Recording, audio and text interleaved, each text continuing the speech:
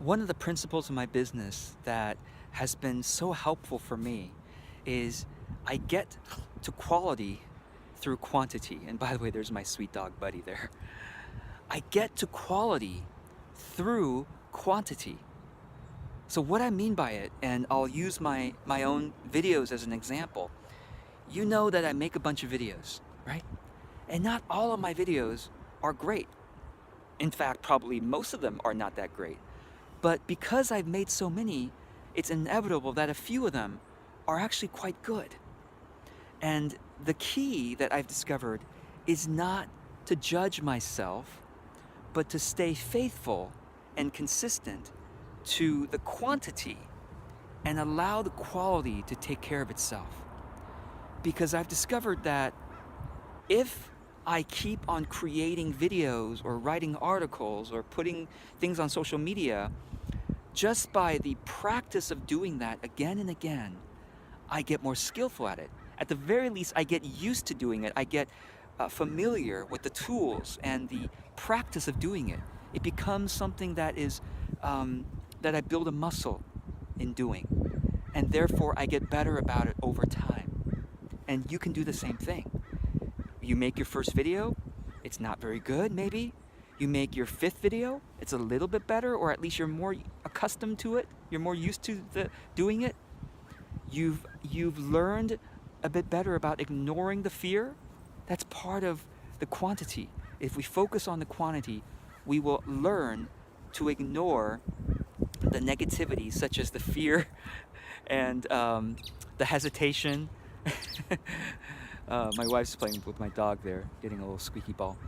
We will learn to ignore the fear and the hesitation, and therefore quantity becomes even easier over time. And if we learn to ignore the fear and learn to ignore the self-judgment and just keep doing it, we're going to become more skillful over time, and quality will take care of itself. Because another important part of this is that quantity allows our audience more options to tell us what they found useful and entertaining and helpful. If we only put one thing out every now and then, we're giving our audience very limited options, right? So through quantity, we get to quality. One more piece of this is to be aware that your content is not going to be seen by all of your audience all the time. Not every piece. When I put out a video, I know that only some of my audience is going to see any one video. And it might be a different part of my audience every time. It's just the nature of statistics. Same thing with your audience. Whether you have 10 people in your audience or 1,000 people, not all of your audience is going to see all of your videos all the time, right? Only some of them will see. So just expect that your audience will only catch some of your content. So if you put out a greater quantity of content, you give a greater chance for your audience to catch your content than if you only put out something every now and then.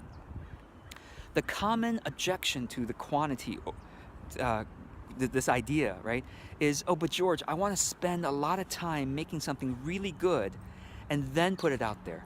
Well, I'll just say this. All of us are actually getting to quality through quantity. Some of us are just more self-judgmental, perhaps, and only put out a very small quantity, and therefore they get to quality even more slowly. Do you see what I mean?